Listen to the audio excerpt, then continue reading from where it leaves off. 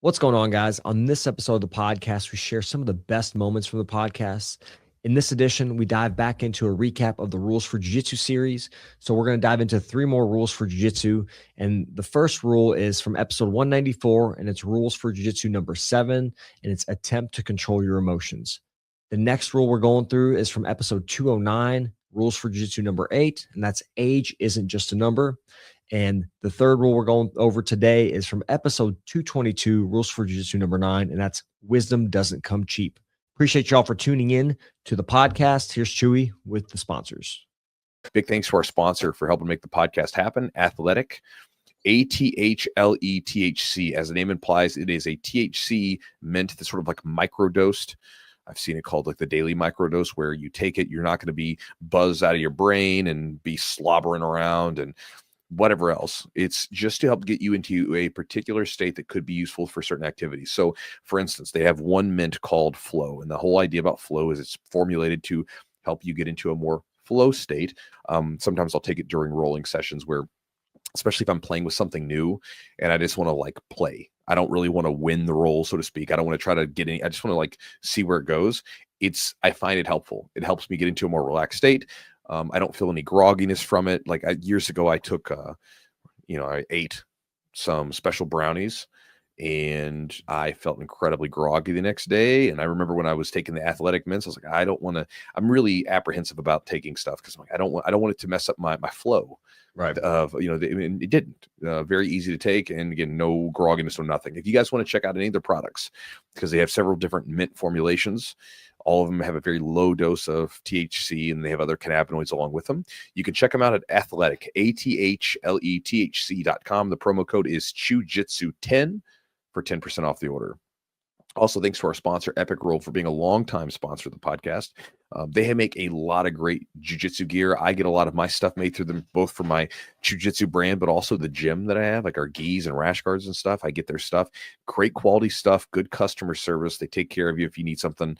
If something goes wrong, they've got everything from t-shirts and rash guards and shorts. And I mean, everything and anything jiu-jitsu related, they make it.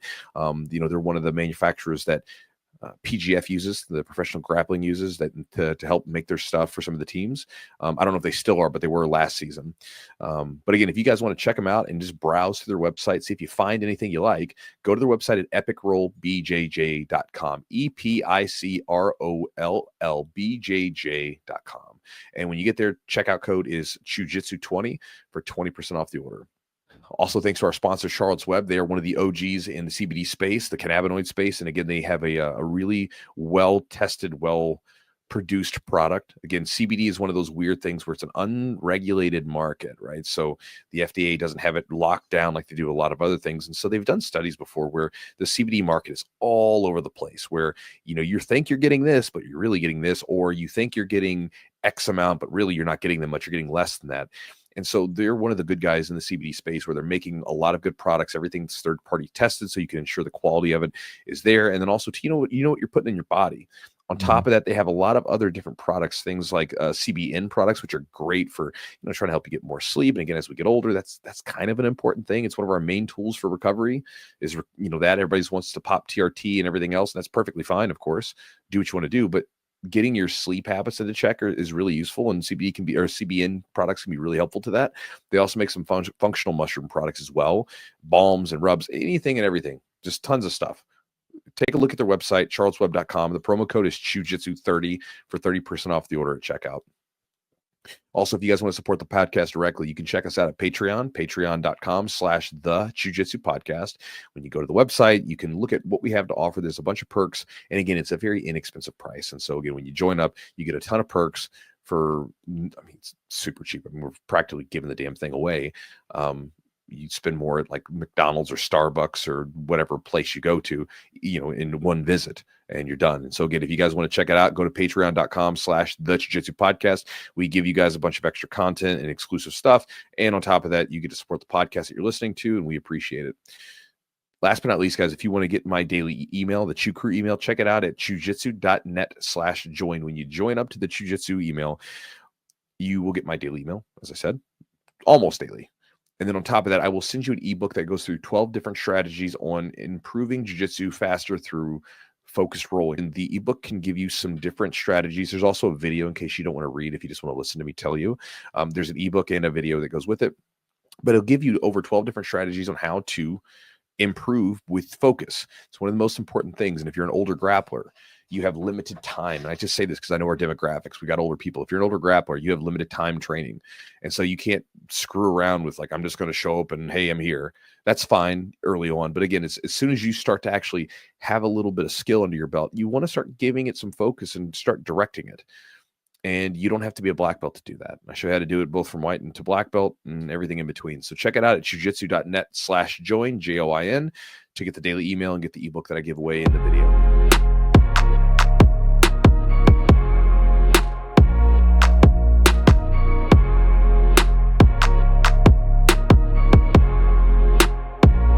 This is kind of a rule for myself. I'll give you a couple of them today, but one of my rules is that you at least have to attempt. And I say attempt because we all lose our cool sometimes, but you need to be in a control of your emotions at all times, and not allow that power to be given to someone else.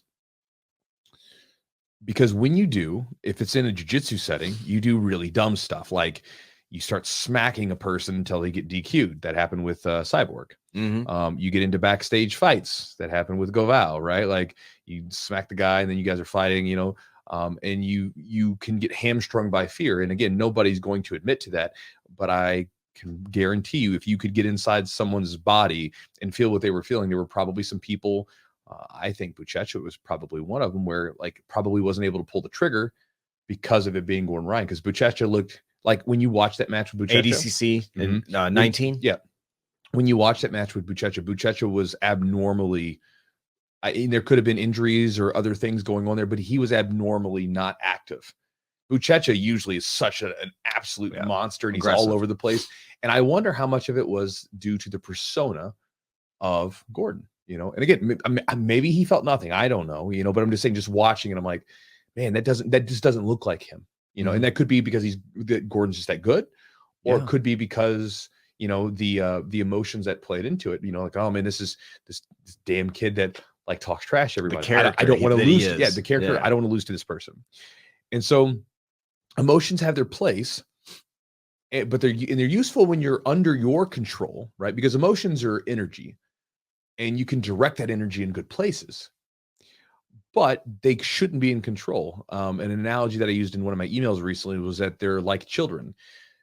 You can't let them drive the car, but you can't stuff them in the trunk either. Granted, you probably don't want to stuff your kids in the trunk. I don't know. No. Right? Probably don't want to do that. Probably against some laws or something like that. But the idea behind that, right? It's like your children. Children, they're impulsive, they're whatever. Sure. And you can flow with that, right? You can go with your kids. You can flow with their emotions and their spontaneity, but you don't want to let them drive the driver's seat. You don't want to let the kids make the big decisions in the household, right? That's for you guys to do. You got to think about it like that. Your emotions a lot of times can spark really fast, and you need to notice them and understand them and flow with them, but they should not be making the big decisions. You shouldn't be making big decisions emotionally. Yeah. And really, you want to try to make very few decisions emotionally. Granted, we're human, we are emotional creatures, and we're going to, but you want to try not to. I mean, even I remember when I was younger, one of my lifting mentors, Jim, he told me that he never made any big decision in his life till after a lift. He would always go lift weights first, just so he could clear his head, get out of his body, basically work through the emotion, and then make a decision that was rational and the best choice that he could possibly. Okay. I've sort of done the same thing where I don't make any decision until after some sort of workout, some time away from that, if it's an emotionally charged situation. And so this is a situation you got to take over to jiu-jitsu, and pretty much anything off the mat.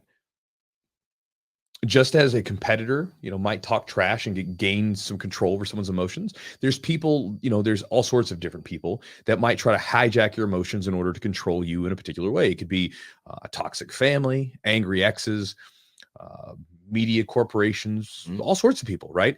And if you allow them to do this, you effectively lose control of yourself. And that's a bad place to be on the mats or off the mats, in my bearded opinion.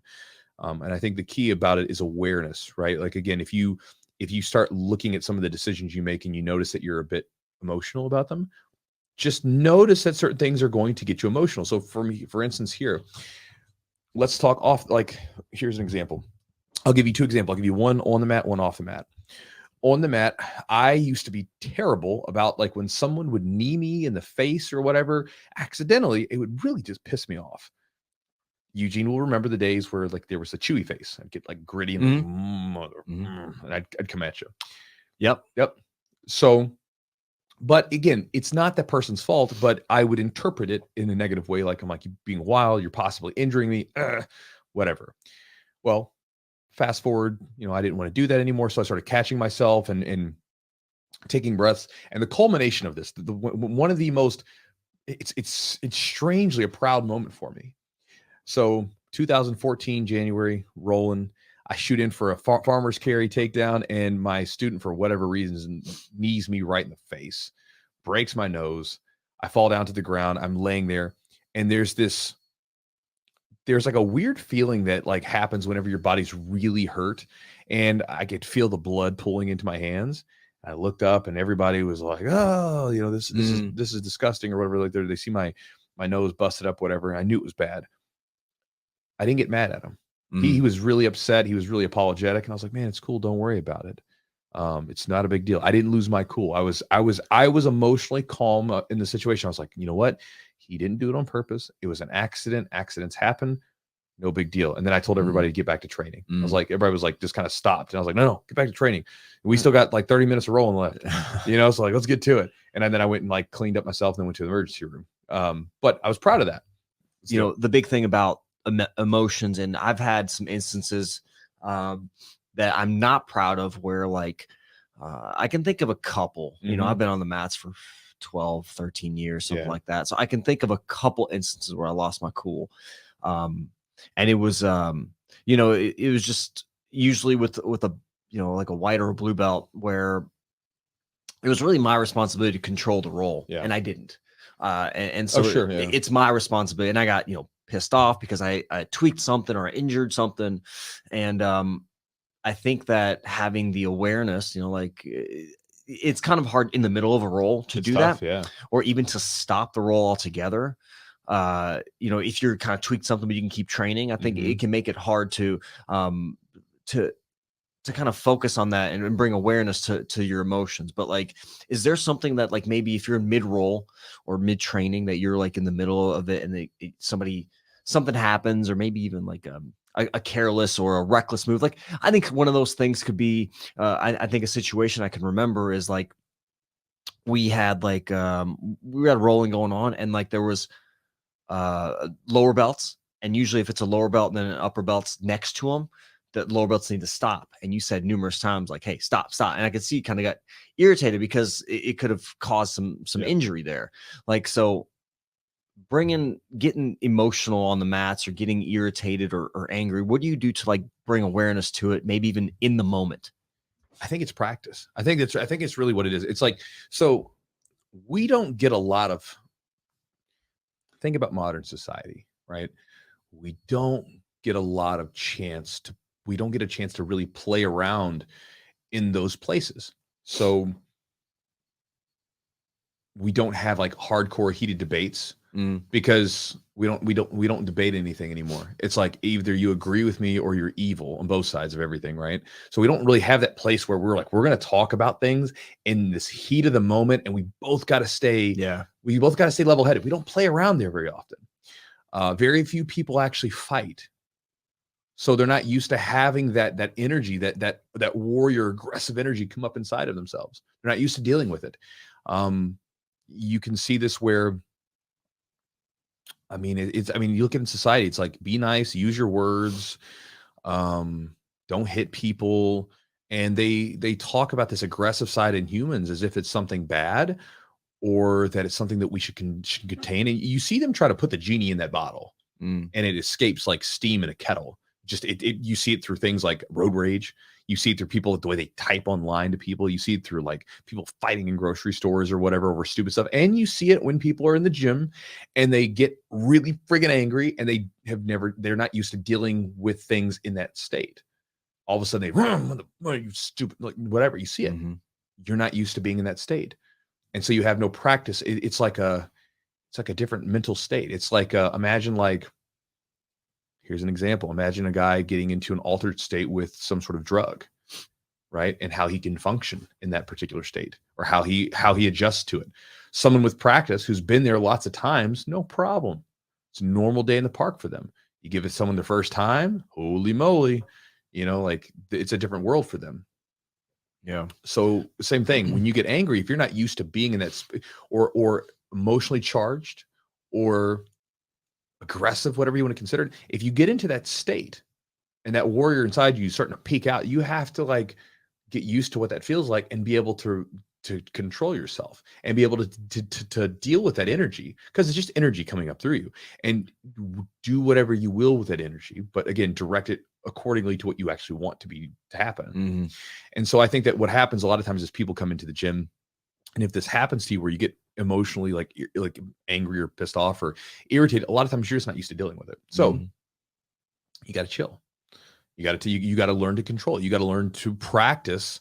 If it's something you struggle with personally, then when it comes up, you got to practice to be like, okay, it's happening. I'm getting angry. I want to like smack this dude on the back of his head for being an idiot and like hit me in the, like, he didn't mean to. It's cool. Take a breath. It's all right. Just like I said, I used to be really bad about that kind of stuff. I mean, I one of the times I was the most unproud of in my jiu-jitsu ever was there was a dude, and like we did this jiu-jitsu training camp. It was like 3 days long at the gym. We're all just exhausted, tired. And I remember he like, it was like the last roll, and he went for a heel hook on me, and we're in the gi. So we're not supposed to, because we're getting ready for a competition. So we're not supposed to heel hook in the gi for this one. And he went for it. And I just lost my cool, man. I got up, I put him on knee on belly afterwards. Like I pulled out of it, and like I took it the wrong way, and I just drove in so hard that he ended up pulling some cartilage. Now his rib didn't break, whatever. He was okay afterwards. And we actually went to like, we laughed about it about a month later over breakfast. We used to go to breakfast sometimes together and just kind of hang out. No big deal. But at the time I was like, oh man, I messed up. And that was like one of the turning points. Like, I can't do this. I can't be this trained machine that like is trained to break people and then lose control of it. And so, I was like, I got to be in control of this thing at all times, because it's dangerous. Yeah, it can be very, very dangerous. And if I get wild and I am not in control of myself, that's a dangerous thing. And so I was like, I got to be in control. And so again, it's practice. Yeah, it's not going to happen overnight. But if you notice that it happens, because like a lot of times afterwards, you notice, man, I didn't like the way I reacted. Yeah, for sure. That's the thing, right? You if you were satisfied with your reaction, I guess whatever. But if you get done and you're like, I am not happy with the way that I reacted in a way that I do not like. So be ready for it next time. You got to like, when you're dealing with emotions and stuff like that, you've almost got to, if there's ways that you react, you almost have to put mental guards up. Yeah. Right. Mental guards that are like at the gates, like ready for it. Like, it's, and then you feel it coming up. For me, I feel like a lot of times when I have aggressiveness that comes up, it like comes up through my chest and up to my neck, and I can feel this energy rise. When I feel it, I'm like, oh, there it is. And so I've got like the training and the experience with it to deal with it. Yeah. Now I might turn the roll up a little bit.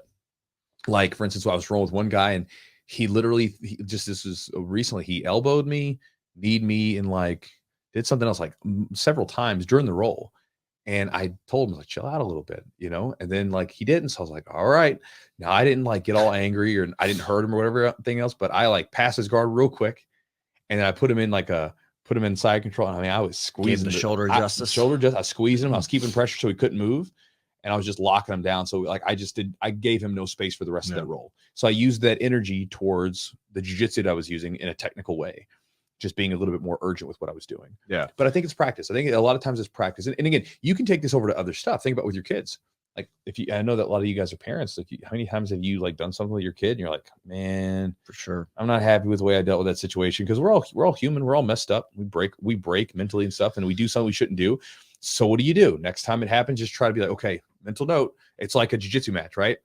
Get out there and compete. I didn't do this right. Okay, we'll fix it. So next time it happens, be ready for it. Yeah. It's just experience. And so, but I think the big problem is that a lot of people go through and they don't ever reflect. They realize they messed something up, but they don't reflect on it, like, and think, okay, what could I have done differently? What can I do better? Yeah. And then like mentally make a note of, all right, I'm going to be ready for this next time. I think that, and I wrote reflection in there, on my notepad here.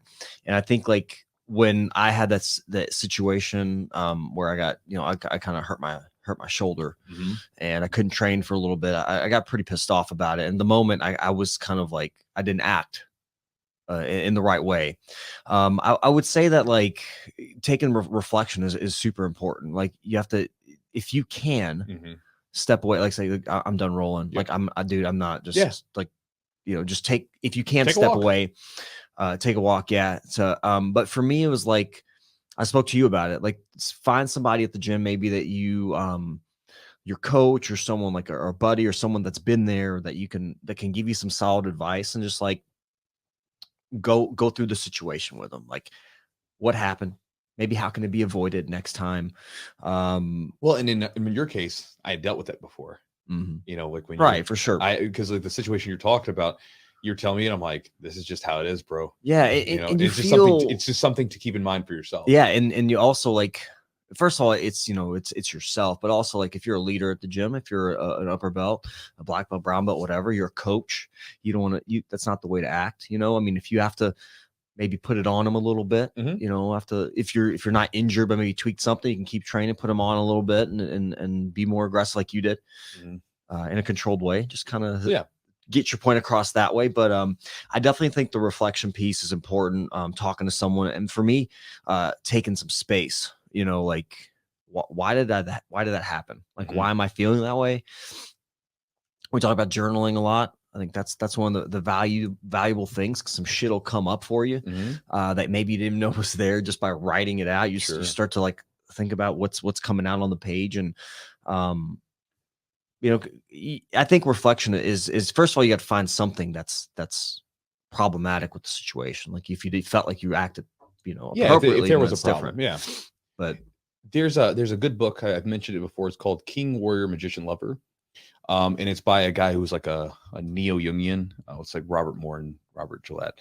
And they talk about these archetypes. And if you listen to any like the people that were inspired by Jung's like works and stuff like that, they were talking about these archetypes. Essentially, there are these different like structures that are already in your brain or in your body, in your being. They're already there, but they like come on at different times. Yeah. And they will manifest in different ways depending on what you do with them.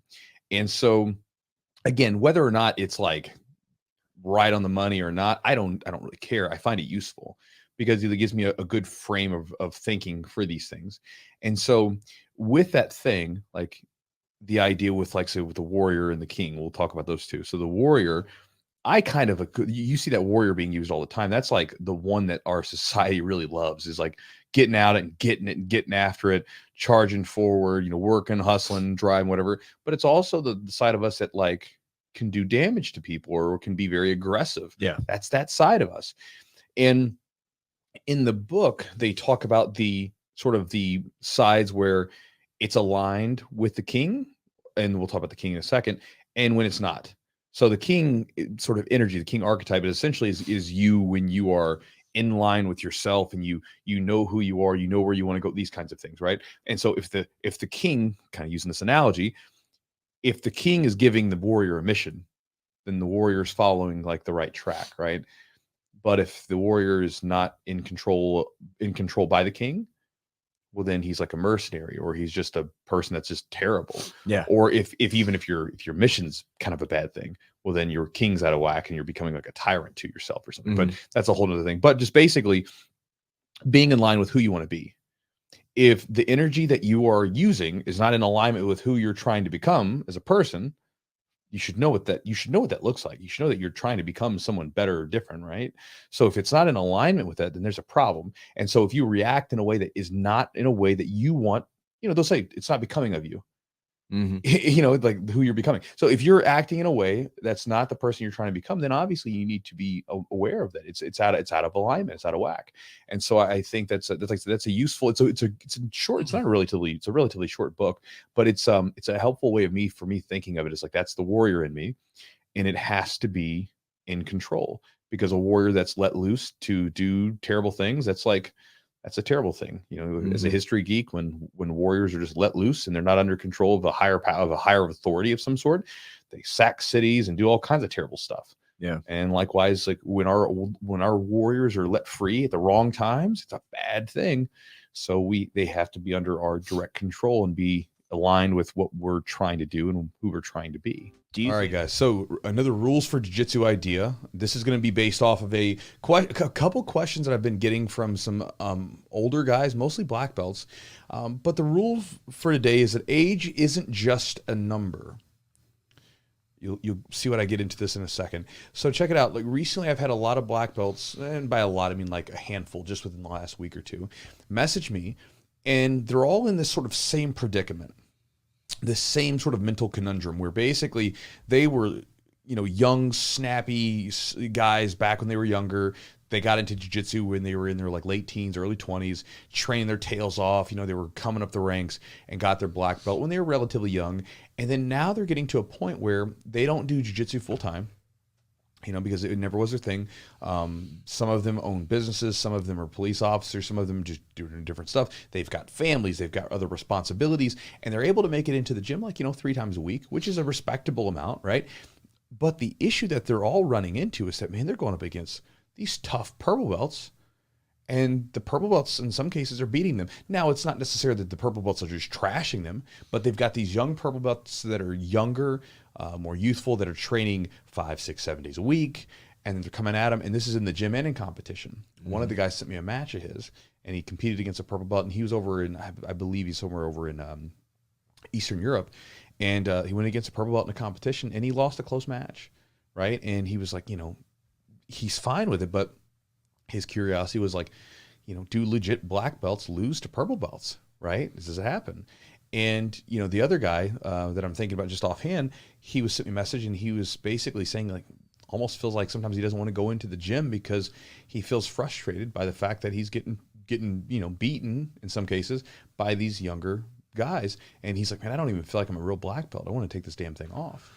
And so I bring this up because every one of us is going to be there at some point. We might be able to put it off for a little bit longer, but you're going to be there at some point. People like me that train full time, I'm, able to slow this process down a little bit, but nonetheless, I still feel its effects. And my ability to train enough to keep up with some of my younger, like guys that are like thinking about competing, it's very difficult. Like I have some guys in the gym right now that it takes a lot out of me to put it on them. Like after I'm done, I have to take a rest round afterwards. I'm so darn tired, right? Mm. Like I mean, it doesn't seem like a big deal, but it's crazy when you think about it. Like, it's crazy thinking about being 40 when I think about what 40-year-olds did when I was younger, right? And then it's hard because as our idea, our mind gets wrapped around who we were at some point. We get wrapped around, oh man, I used to be that black belt that was beating everybody. I was training like 6 days a week, twice a day, like 3 times a week, and all this stuff. And then all of a sudden you're having to give way to this new older version of yourself, which isn't so resilient, can't train as much, gets beat, has way more responsibilities, can't just eat, breathe, and sleep jiu-jitsu. And it's tough. Yeah. And it's tough. And so you've got to be able to adjust to that over time. And if you are an older black belt, obviously, I just sort of want to throw this out there. Of course, you can be a legit black belt and lose to a tough purple belt competitor. Competing is less about your just overall skill. Granted, skill has to be good, but there's a lot of other factors that play into it. Are you in shape? Are you drilling your game plan stuff? Because you could have less technique overall. Like I know for a fact, because I've beaten guys like when I was a white belt or a blue belt, I've beaten higher level belts who knew way more than me, but I was able to beat them, right? But that doesn't mean that they're not what they were. And so I think it's just one of those things where you have to sort of wrap your head around this, and you've got to make room for that new person that you're becoming. But with it, age isn't just a number. You can't out-technique your way out of it, right? People say technique is king. To a degree it is, but your body is a huge part of it. And when you're rolling is a sport. Even if you're doing jiu-jitsu for a self-defense thing, rolling is a sport. And so in any sport, athleticism, youth, strength, speed, all those things come into play. And this is why a 65-year-old black belt who maybe did all kinds of great stuff in his heyday is not going to beat a 20-year-old black belt. It's just not going to happen. Like, I mean, the 60-year-old black belt's going to, get tooled if they were rolling hard, but they're not going to roll hard because obviously we're not going to do that to an older guy like that, but because of the body. And so you've got to adjust to it. And, just something to keep in mind. And again, for any black belt or any higher level belt that's out there dealing with a similar thing, understand that you can be a legit jiu-jitsu practitioner and still get beaten by younger people. It's just the nature of the beast. You can still understand the fundamentals. You can still, be as driven and dedicated as you've always been, but you're just going to be in a different class, so to speak, with your speed, athleticism, and body. And this is why we have masters divisions and things like that. What do you think, like, how old were those black belts? Do you know how old they were? Mid to late 40s. So Mid to late 40s. Mid to late 40s. So they just kind of went out of their, because in your 30s, you can still hold it together. Start to get into your 40s. Start to get into your 40s, it starts to slow down a lot. Like even my coach, Sean, I remember meeting Sean probably the first time I rolled with him, he was probably in his late 30s. Beat the brakes off me. I was 25, right? Beat the snot out of me. And then, as I'm getting older, like Sean can still roll a little bit, but like, man, his knee's all banged up and he's been through a lot of battles over the years because he was a hardcore competitor for a long time. And, it's like he just can't do what he used to do. Now, when that guy shows me a technique, I don't like scoff at it and go, well, I just beat you in a roll, Sean, or I just got the better of you. Because when I roll with him, we roll like fun. We're moving around, but I don't like, I don't say, well, you couldn't even roll 4 rounds last time, Sean, so I'm not going to listen to anything you have to say. I'm like, if he says something, I'm going to listen because I know he knows a lot more stuff than I do. Been around for a long time. Seen a lot of stuff. And so I think there's a difference there. But again, anytime we're talking about rolling it's a sport. Mm-hmm. And so we have to understand that anytime you're talking about a sport, as you get advanced in age with the physical sport, it's going to be a problem. Yeah. So a lot of that, like, and you see almost like it's like they're closing in. It's like you're at a race, right? You're a sprint, and they're just catching up. You're both going to that finish line. Eventually, they're gonna pass you up. And the difficult part about it is this: that they're usually, if they're younger than their 20s, they're only going to get more technique, better technique. Mm-hmm. They're still going to probably develop. They're at least going to keep their physical prowess, right? Mm-hmm. So let's talk about these like older black belts. Like how do you approach those type of roles? Like what do you do? Well, first off, you just have to be like, you have to rehumble yourself. Again, this is an issue, right? Because it's like if you're getting like I like sometimes like there's days where I'll go into the gym and some of the big strong guys, they'll get the better of me. I don't want to stop doing it just because it happened. It's going to happen sometimes. Some days I'm just a little off and they're on and, they're catching up, right? For me, I don't think of it as like a race to the finish line. I think of it almost like as if like maybe you want to think of it as like a graph going up, showing the skill and ability. Yeah. And then what ends up happening is ours is up here, theirs starts climbing, and as theirs starts climbing, ours starts descending downward. Yeah. Because eventually you're in essentially a slow state of decay. Right? I mean, so you're just like slowly losing a little bit. Like when you lift weights and stuff, a lot of times as you get older, you're just trying to slow it down. Mm-hmm. Like you can't, you're not, at some point, you're not going to get bigger or stronger. You're just trying to slow down the loss of it. Yeah. And with jiu-jitsu, sometimes, you're not going to get any like more, you're not going to get better physically with your ability to execute techniques. So you're just slowing it down a little bit and then you got to enjoy it for what it is. So you've got to, again, it's all about the movie really playing our head. It's fine to play one in the head, but you have to make room when a new scene comes in, right? Because like if say you get beat by some person and you're having trouble adapting because you are getting older, you hanging on to an idea of what you were like when you were 25 isn't really going to help you anymore when you're 40 or 45 or whatever. Like you can't train the same way. It is what it is. You've got to adjust, and trying to hold on to that rigidly is going to be a problem. I think that's the first thing. And again, this goes back to jiu-jitsu. You've got to humble yourself. We say it all the time, but then when we're in those situations, it's hard. Yep. It's hard. Like, I'm a black belt. I shouldn't be losing to a purple belt. I used to be able to beat this purple belt. Now he's beating me or something, whatever. You just have to humble yourself. You wouldn't tell some other person, if you were on the outside, you wouldn't tell them to quit or get upset about it. You'd be like, oh man, it happens sometimes. It is what it is. We just have to take our own medicine. Mm. But I think in all those situations, we have to humble ourselves. Now, when you roll with them, sometimes you just have to kind of take your licks. Again, a lot of times if you're a black belt and you're decent, even if you get beat by them, a lot of times you'll be able to protect yourself and not get caught in any weird spots and stuff like that. You just may not be able to sort of assert yourself on someone like you want to. Just have to adjust to that. And that's going to happen to all of us, because even if you're not a black belt, if you're just climbing up in age, you're going to have to adjust your rolling depending on when if you started in your 20s or your teens and then you're getting all of a sudden you're in your 30s and 40s. You're going to have to adjust. I think this is one of the things that causes a lot of people who take big, long breaks and come back and they get themselves injured. Like, for instance, I had a guy that used to train with us who was a college wrestler. a D1 level wrestler. And he came back to jiu-jitsu, or came into jiu-jitsu, done a little bit, but came into grappling after a long layoff, and he was going like super fast. He'd always run into injuries. Like, what's because you're trying to be the guy that you used to be, right? Mentally, you feel like the same person, but physically, you're not, right? And I think that's one of the cool things about jiu-jitsu is it does keep us in touch with who we're becoming physically. Because you think about like the guy who was a badass in high school or something, or college, and he thinks he's like still there, and mentally, because his body hasn't been updated. With he hasn't had an update on his software, so to speak, or his hardware. Hardware, yeah. Software is still the same. Software, hardware, yeah. So software, is it's not synced up with your hardware, and so when you roll though, you get a quick sync up. Oh crap! Like I'm exhausted. I can't do. It's like for instance when we came back from the lockdown, you felt like the same person. You didn't feel any different. You start rolling, you're like, whoa, I'm exhausted. And then the next morning, you're like, I feel like I hit by a truck. It's like I remember coming back, and I was like, do the move, do the thing, move, and I'm like, nope. Or it's like, oh, this is like taking me a second or two, like, and that doesn't work. If you're going to get somebody that's coming after you and you're just really late to respond, your timing's off. I think it's one of the big things, developing your timing. Well, timing's one of the first things to go. Yeah. Well, maintaining it, doing something consistently, that's how you maintain it. So like the question that some of those guys asked you, and primarily kind of what we're getting at is, what does it mean to be a legit black belt? What is a legit black belt?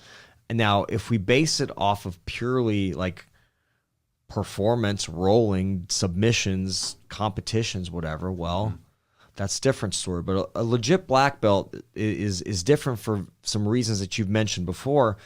And one of them is like, I think that you have to be a good leader. That's part of being a legit black belt. I think. Well, and you can explain what you see, like, when you're promoting someone, we've talked about it before, but it'd be nice to kind of hear again, like what you're thinking of, because you're not going to give them a black belt and then take it away. You know what I mean? Like, oh, here's your black belt. I'm going to demote you now to brown because you're getting crushed by purple belts. So what is that to you? Like, in your opinion, when you promote somebody, put somebody on that wall, you're looking for some qualities. Let's talk legit about black those. belt? Yeah, legit. And it could be even, I mean, you've promoted people that are older, right? We've got some guys that are older. They promoted late 30s. A lot of us, some 40s. So yeah. Well, so I think that every person is has a situation going on, and you have to take that person's situation into account. If I've got let's say for instance, if I've got we promoted a woman who's like in her 50s to blue belt, right? Blue belt, right? Okay. Well, I didn't promote her just because she was trashing all the white belts. She's 50. She's a 50-year-old woman. She's still tough. She's an old judo lady. She's tough as nails. But at the same time, she's 50, right? And whether you're a 50-year-old male or female, it's not going to matter. It's going to be tough. But she put in her time. She knew she was doing. She was moving well, and she was improving, and she was able to execute techniques that she should be able to do as a blue belt. And she demonstrates good behavior, good attitude around the mat. Like she's a good person with mat. Like I've never seen her once get mean or anything like that. She's even competed a bit and did well in competitions, right? So, promoted her. A black belt, right? So again, similar thing. First off, there's very much a attitudinal component. If I don't think you're a good person, I don't want nothing to do with you as a black belt, because as a black belt, you're going to be a leader. People are going to look at you. This actually, for me, this starts at purple belt. Like if you get a purple belt from me, like that's already kind of on the thing, because if I even detect a little bit of like scuzziness, granted some people can hide it better than others, but if I detect any scuzziness from you, I'm not promoting you. Well, let me stop you there. So if you do detect that, usually you're not like, I'm not promoting you, but you do give people kind of a way to right the ship, right? Well, sure. You give them you maybe have a conversation, or what do you do? So let's start there first, because that's kind of that path to black belt. It starts, very early on. So they're on the verge of that blue to that purple, and then maybe they're not of what you feel is maybe physically or skill wise they're there, but in some other aspects they're not. If it's an attitudinal thing where it's like something with their behavior type thing, I'll tell them what's going on. Like, and for you guys I'm not trying to be a school teacher, but like for instance, if I have someone on the mat that's being disrespectful to their training partners, that's being disrespectful to other coaches. How so? What's an I've example? had people show up late for every class. They just show up just to roll. I'm like, no, get off the mat. Like, just you're never there. Like, you're just going to show up whenever you want to. Like, that's not how this works. Like, that's incredibly rude to the coach, because that's basically saying, I don't need your stuff. I'm good. You know, whatever. So it's rude to those coaches. Now, there's some people that have reasons as to why they're late sometimes. You know, people have like conference calls or family stuff. It happens, right? But I'm talking about someone that's like all the time, or they're not respectful. I've seen guys like, this is something I did and I don't want anybody else to do it. I've seen guys get off the mat and smack the mat and get angry, right? Okay, if you leave the mat angry because someone got the better of you, it's incredibly rude to your training partners. Like, why are you so good that you don't deserve to get beat? So you deserve to beat everybody else, but they don't. But that's ridiculous, right? You got to be in control of your mind. You've got to be in control of your mindset. I think, again, we're doing a martial art, and I think there's still some of that where we're trying to develop a better, stronger version of ourselves throughout the process. So if you're losing control of yourself, that's a bad thing. That's a sign of something going on. Mm-hmm. And so there's different stuff like that, right? Then I'll just give them the update. I'll tell them, like, hey, you got to correct this. You got to like change this. You got to be mindful of this. You shouldn't be doing these things. And that's not behavior I'm going to reward. I don't care how good you are at jiu-jitsu, how much you're able to beat people. If you're an asshole to your training partners, I don't really want anything to do with you, because it becomes a cancer in the gym, you know. And you get people like, I've had people like do locker room talk where they'd be talking about, I submitted so-and-so, talking about who they submitted. I'm like, bro, this is not how this works. Like, don't talk about it, because if you talk about it, then it creates a weird thing where I can't roll with you in a manner that that helps me overall. It's basically going to be a fight, because I don't want to lose to you because you talk. Yeah. And so that creates a bad thing in the atmosphere. You know, the idea is that we want to be able to essentially roll with each other. And if one of us gets each other, we're picking the other person back up. Like, all right, let's get back to it. Let's sharpen each other back up. You know, not I'm going to talk about it afterwards. And so those are some examples. And so if any of that kind of stuff or other stuff's going on, that has to be checked early. I'll give someone a blue belt if they're still a little weird, but I won't give them a purple belt, because purple belt to me is where you really start to get to that point where people look up to you in a big way. Blue belt's kind of like, you're still kind of a beginner. You just got past white belt. Purple belt, ooh, like you're a purple belt. That's a big deal. So, you know, that has to be in place. And then from there, there's usually by black belt, there's typically a style component to it where that person has a very distinct style where I could probably close my eyes and roll with that person, and I would know exactly who I was rolling with based upon what they're doing. Like, this is what you've developed. You've developed this whole sequence, this whole system of techniques and everything else. Very good, right? And that's something that they can pass down. Because again, you know, ultimately, I think it's not about jiu-jitsu, at least in my version of it. I don't want you to be an automaton. I don't want you to be like a mini Chewy. I don't want you to just regurgitate these 500 techniques in a big test and say, here you go. I want you to go into this thing and discover what works best for you and what you can use the best, and then bring that back, because then we can all benefit from that. Mm-hmm. Because then it's like last night when we had a guy had a loop choke question. You've got a really good loop choke. Well, he can ask Eugene, who has like lots of submissions from loop chokes. You know, because you've done it. I've never had a loop choke submission in competition. I've had some in the gym, but you have lots in competition and lots in the gym. Mm-hmm. Great question to ask. You know, having guys like Evan and Jeff, who really, really like leg locks, having them teach leg locks and be around. That's really helpful. Having Brandon teach wrestling. Oh, that's fantastic. Having, you know, Damon every now and then he jumps in and maybe he'll show Kimura. You know, I mean, it's good to have all that stuff pulled together. And so this way we all benefit from it. So to me, we benefit from you going on your own path and then coming back. And it's very much like if you look at the story of like the Joseph Campbell framework of like the hero's journey, right? The hero goes out, discovers the elixir, the magical thing, and then the hero comes back. And then it shares this thing with everybody, right? And so it's better for me, instead of saying, here's your step-by-step process to get to this thing. No, go out and explore. Go out and find your techniques. Don't worry about there's some that from white to blue belt, probably I'm going to want you to know a few things. After that, you've got your fundamentals down. You could defend yourself in a fight. What am I going to do arbitrarily? Add more stuff on top of this? Well, now you need 5 techniques from this position instead of 3 or something. Well, then we're just doing like elementary school busy work. Right? Like, it's like, okay, now you're in this grade. Now we're going to give you 2 pages of homework instead of 1. No, I want you to go experience this stuff. I want you to go find some stuff that you can then develop your own style, bring it back, and show everybody. And so there's that element to it. That typically starts obviously at purple belt and I think in blue belt and then develops more and more. And then there's obviously a skill component to it and an effectiveness component, I guess is what we consider like an ability to use the techniques and apply them to people. But again, that has to be taken into the context with age, size, everything else, So again, if I've got like a, 50-pound, 40-pound person, I'm not going to expect them to like put it on someone who's like, 270 pounds and, half their age or something. Just probably not going to happen, is what it is. Yeah. So there's a lot of components that go into it, but I think the big ones are like, really when it gets to black belt, do you have a style? Have you went out and figured out your stuff that you can share? Are you able to uphold that belt skill-wise, realistically to your particular position? And are you a decent person on some level? I mean, again, we're all messed up and we're all screwed up in our own ways because we're human, right? But like, do I feel comfortable with you saying I'm a jiu-jitsu black belt?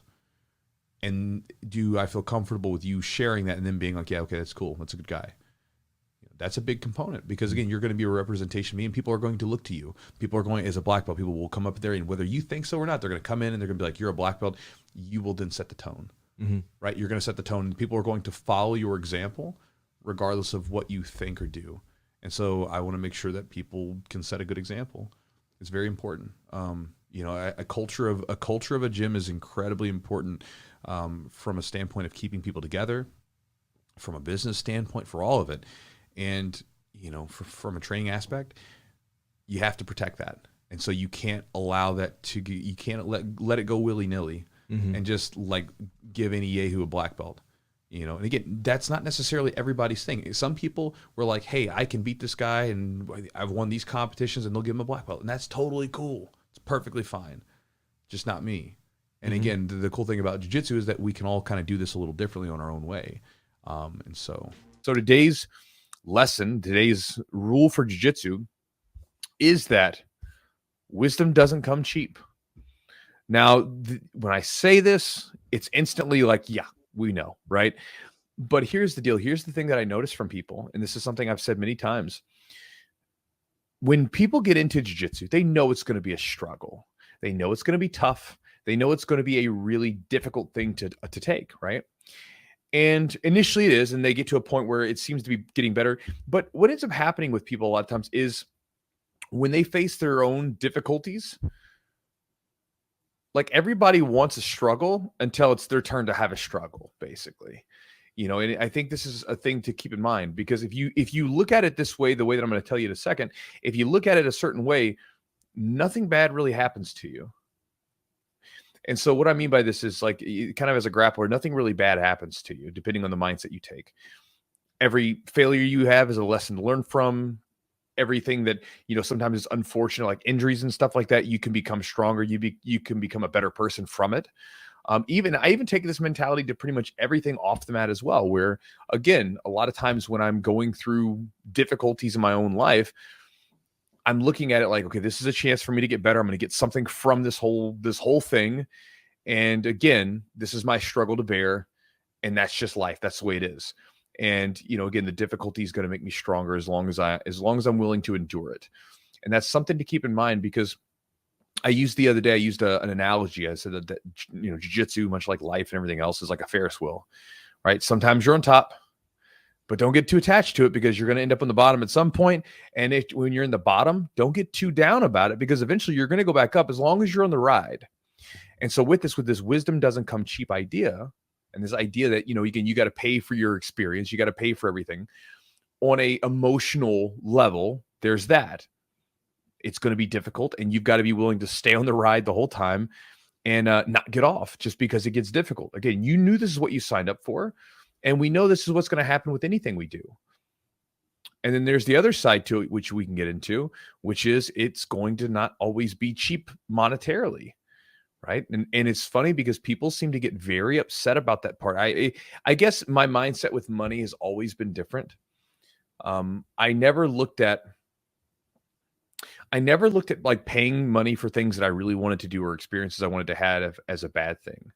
But I've seen so many people that like, they'll say, I'm not going to spend $100 and do a tournament and possibly lose my first match. No way. I'm like, why not? Like I've done it plenty of times. I've paid like I remember like there's one match where I think collectively all of the travels and everything else, I spent like $1,500 and got put out in my first round. It sucked. It was awful, but I learned a hell of a lot from it.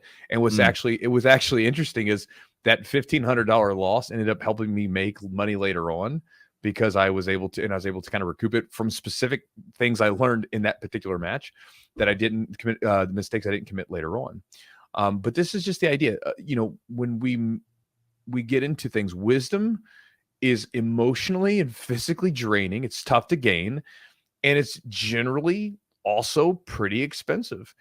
Even in the business side of things, I've paid a lot of money to like meet people, to pay for courses and learn stuff, to meet people for lunch. Like I've paid people like good money to just sit down and have lunch with me and let me pick their brain for a little bit. And it was money well spent. I don't look back and think, oh man, they got me on. They got me over on something. I was like, no, it was really good money, because I can see something afterwards that came from it. And so that's what we're going to start off with.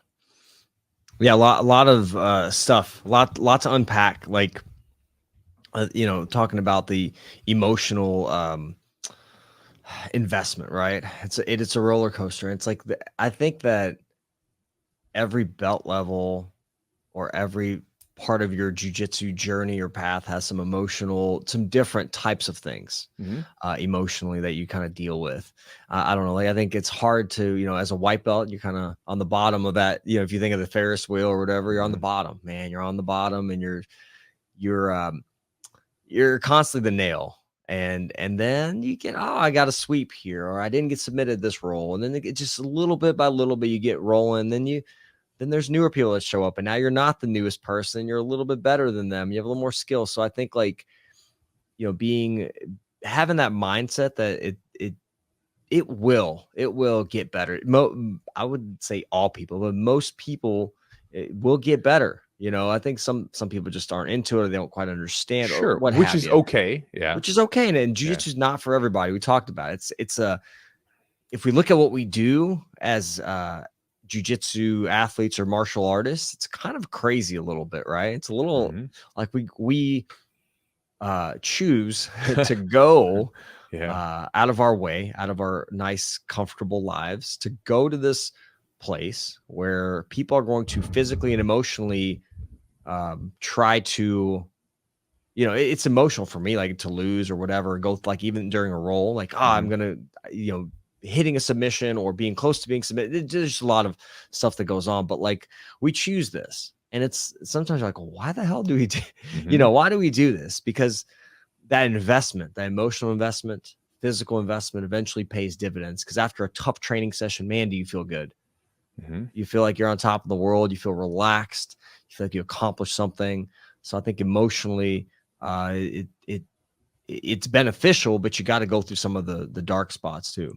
Sure. Well, and something to think about is I think I really resonate with this idea from Ernest Becker's work, where he says that a lot of what humans do is to try and gain self-esteem, right? So we're all searching for a place where we belong, where we can grow within, and where we can be worth something, right? You think about this, everybody's looking for their little space. I think a lot of times this is where it's unfortunate, I think. And then this is, I'm a bit older, so maybe this doesn't ring true with people, but I think that a lot of people who are younger and they criticize the whole society that we live in as terrible and awful and yada, yada, yada, even though it's, compare it to what's existed in the past and even exists right now, it's amazing. But I think it's because the game's not working out for them. And instead of continuing to work for it, because the game doesn't, let's be honest, the game doesn't work for most of us in our 20s. We're all struggling most of the time, right? You don't really feel like you pick up a stride until you get into your 30s, at least for me. And they just want to say, well, this game sucks, I'm not playing this anymore. And then they try to make their own game where they can be, that thing, and I think that's a case where you have this in jiu-jitsu where we come in and we're all searching for it. And so if we tend to take a liking to it or take a knack to it, and we get better and we get this skill that not everybody can have / not everybody's willing to develop, that feels pretty damn good. Like, it feels pretty damn good to be good at something that's very difficult. That has a way of impacting your life in so many levels, because you as a person, like, you can legitimately see like I can do something that not everybody can do. I remember having that experience in wrestling. I got good at wrestling and I was winning lots of tournaments and I was like literally physically beating people, taking them down, slamming them, pinning them to the mat. And then like I could like walk around school and I was like, you know what, no matter what, like I'm good at something that none of these people are even remotely good at, and they couldn't be good at because they don't have the willingness to put themselves in through this difficult sport. Because to me, like in high school sports, wrestling is like wrestling's it. Like I remember seeing like other practices and they were tough. I mean, like I remember being in football practice, full pads, middle of the summer, it's hot, everything else, and it's like 100 degrees outside, and we're sitting there running in this pads. It was nothing compared to like an average wrestling practice. When I got done with wrestling, when we'd go to football practices, I remember being able to run circles around everybody because I'm like, you guys are out of shape compared to what we're doing in there, because they would just try to kill us in the wrestling room, And so there's something to be said about going through that. And jiu-jitsu's, again, jiu-jitsu's not nearly as hard as like a high, like well, it depends on the gym you go to. An average jiu-jitsu class where you come in and train, it's not nearly as hard as like a hard wrestling practice. Some jiu-jitsu gyms run their practices like that, but your average gym isn't running like that. But it's still very difficult. And most people in society don't have the stomach to do that, because they'll look at us, like you said, like crazy people. I know that, like I shared this the other day, my nose got broken back in the day. And then I remember I went to the doctor to get the gauze taken out. Basically by gauze, they was literally like gummy worms. It was like they were dissolvable gauze. So it wasn't actual gauze. It was like this like weird gummy worm packing. And so he's like, taking them out of my nose. And at the end of it, he goes, so man, are you going to keep doing that jiu-jitsu stuff? And I was like, well, doc, I was a full-time coach at this point. I was like, it's kind of what I do for a living. So yeah. And I mean, I love doing it. It's like what I've kind of devoted my life to. And I remember he just kind of looks at me and goes, huh. Then he goes back to do it. Like you could tell he was like, what's wrong with this person? Like what's wrong with this Neanderthal that's sitting in my chair, But again, they just don't get it. And so there's something to that. And again, also the wisdom that you gain through going through that difficult experience is powerful, because I've thought this a number of times. I tend to trust people who do difficult stuff more than I trust people who don't. And I know that sounds weird, but it's just because like you kind of know who you are on a deeper level when you've been through some stuff, right? When you've been through some difficult stuff, because a lot of people, they can skirt through life and basically get by without having too many difficulties. But like when you get to experience like the different sides of yourself in the room, where you're in a contained space and you get to deal with it, it's very powerful. Because like, for instance, like when I was younger, I had a temper, bro, and I didn't know how to control it. I learned how to control my temper through jiu-jitsu, because basically I would get angry because I was getting smashed. I get frustrated. And if I got angry, it went from bad to worse. So I realized like when I'm in difficult situations, I can't get angry, because angry is not going to help. This is why like sometimes, like I remember a buddy of mine years ago, he was another jiu-jitsu guy. He came over to my house, and at the time we had a house that where this we had this issue with the plumbing that we had to take care of. It's not important, but basically we all went to go watch a movie that night while he was in town. We come back, and the washing machine, because we put our gis in there, the washing machine water had overflowed and there was water everywhere. And I was like, damn. And I remember I just like got down and just started cleaning it up. And he was just like, I remember he goes, bro, he's like, you didn't even get mad or anything. I was like, well, how am I going to get mad? What's it going to do? I was like, it's just like, it's like, I'm in the situation where I like right now with this water, it's like the same thing as being smashed under side control. I can get pissy all I want to, but it's not going to get me out of the situation. What's going to get me out of the situation is be cool, calm, collected, figure it out. And in that situation, it's like, what's going to get me out of this is basically just get a damn mop and just get to mopping, And again, but that's a thing. That's a piece of wisdom that I gained through grappling, through being in difficult situations over and over again. And again, you would like to think that this is kind of just universal to human nature, but it's not, because think about how many people fly off the handle all the time when one little bad thing happens and they don't have control over themselves. And so when you go through difficult physical things like jiu-jitsu, like wrestling, grappling, you get a deeper insight into yourself, and not just the good stuff. You get an insight to the bad stuff. This is why I talk about the idea that a gym is like a walled garden.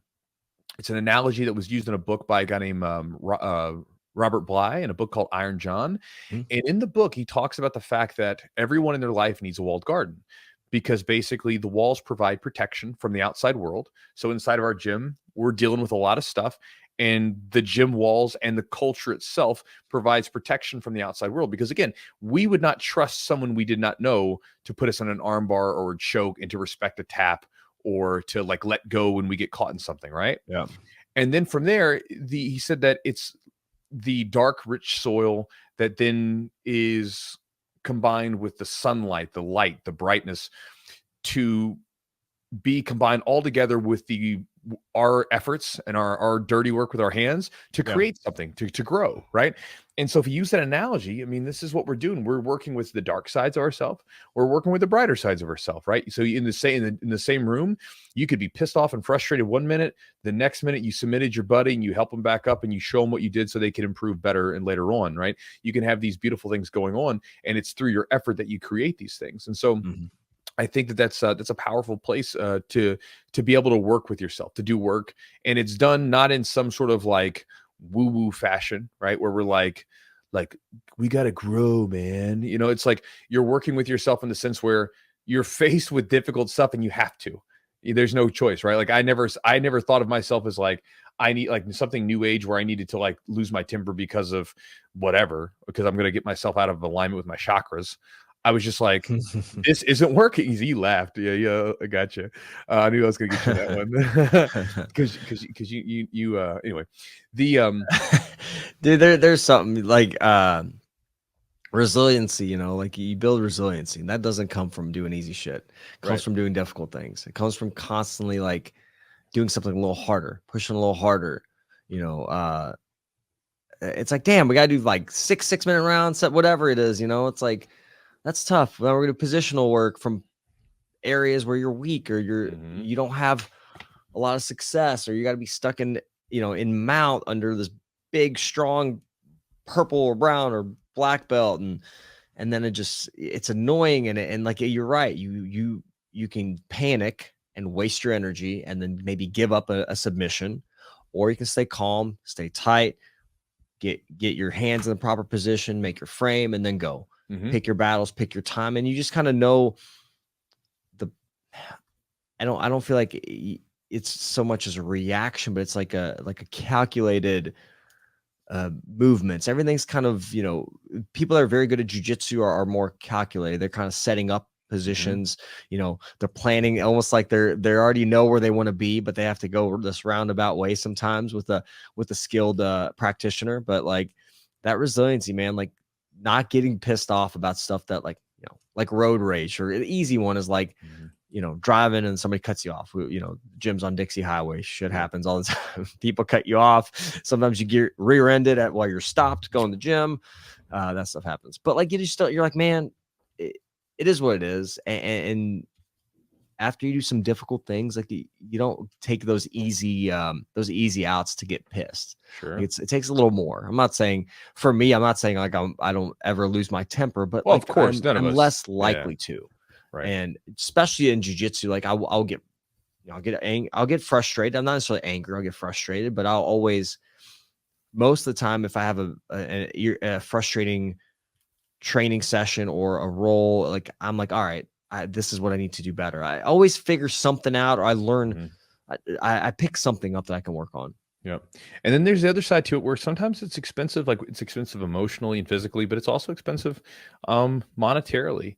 But here's the thing I want people to think about, right? Because I see this all the time. Some people obviously don't care, but I've seen so many people make such a stink about the fact that gyms cost money, that tournaments cost money, I mean, you know, and the thing is that, like, I mean, I wouldn't ask anyone else to, like, you know, basically not get paid for what they do.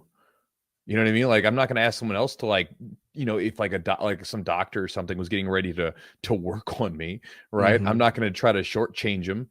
It's because of whatever. I'm like, bro, like you're a doctor and you're getting ready to work on me. I want you to do the best you can do.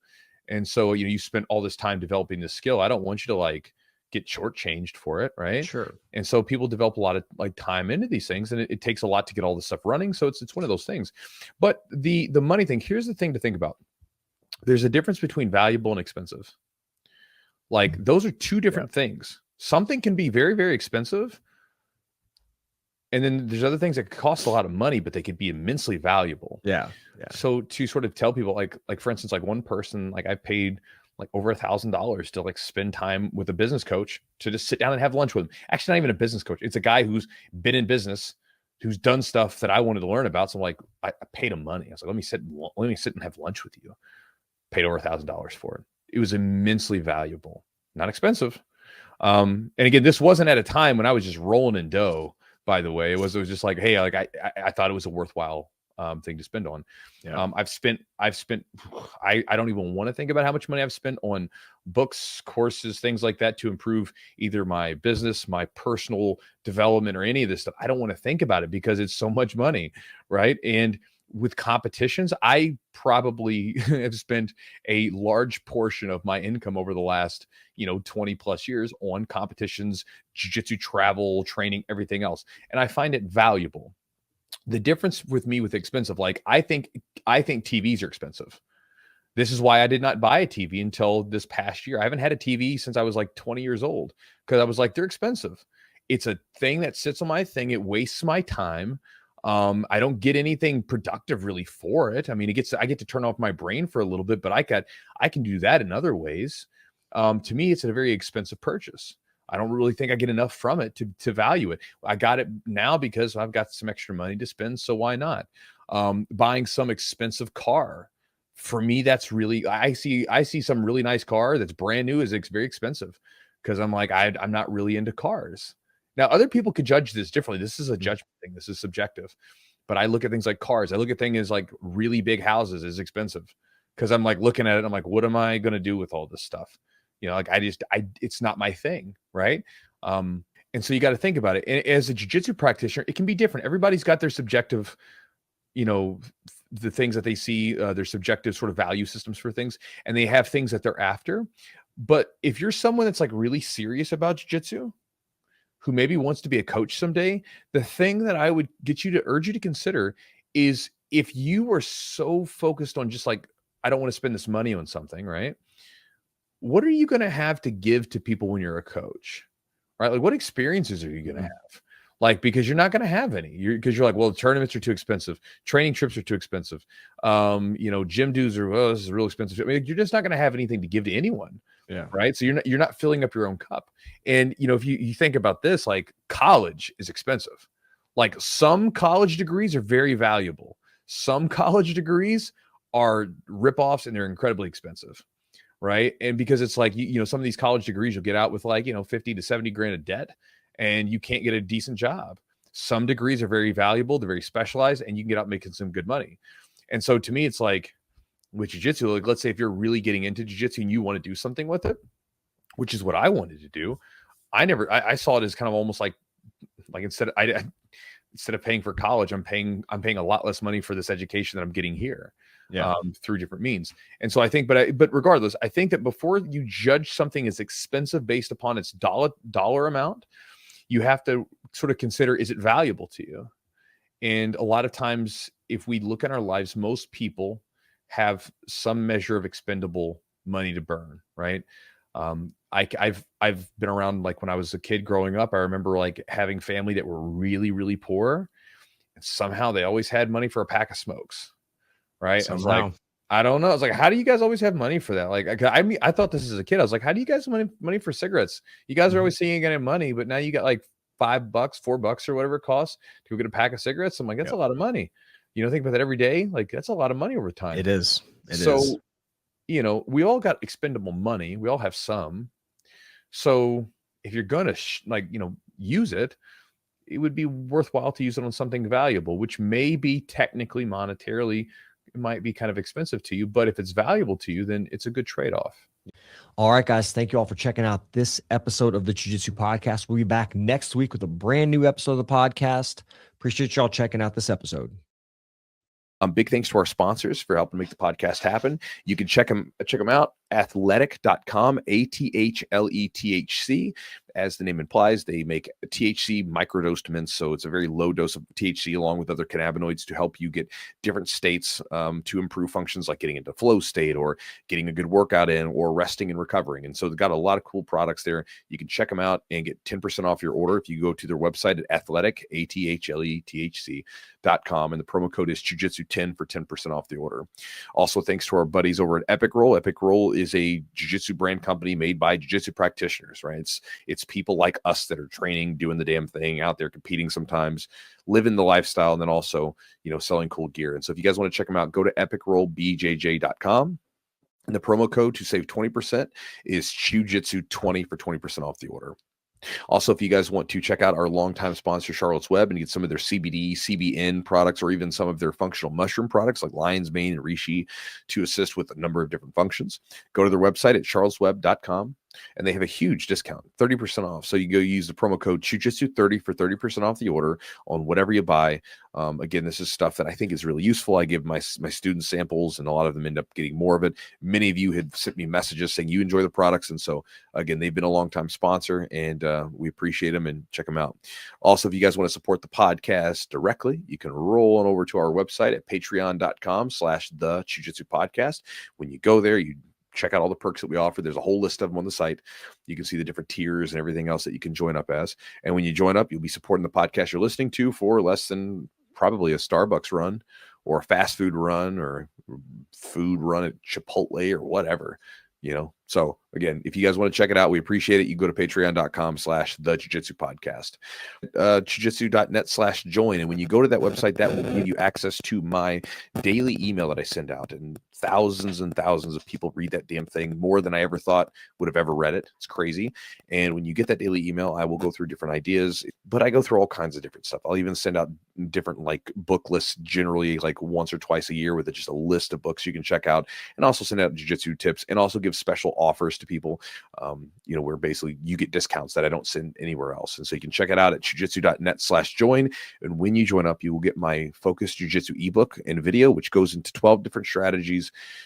And again, I ramble on in the video a bit more, so there's more than there, but I go through different strategies on how you can improve faster. As we talk about on the podcast today, improving in jiu-jitsu requires focus. And the less time you have, the more focused you need to be, because you don't have the window to just make up for bad training with more effort, more time. You don't have it. And so you got to be dialed in. And so this will give you some strategies on how to do that and where to start. So if you're thinking, okay, I want to be focused, what should I do? It'll give you different strategies that you can implement during open rolling. So you don't have to even do drilling or nothing like that. It can just give you strategies and questions to ask yourself and ways to think about what could I do to get the most out of my open rolls. So if you guys want to get access to that, check it out at chujitsu.net/join to do that. And guys, that's it for the podcast. Thank you as always, and we'll talk to you next time.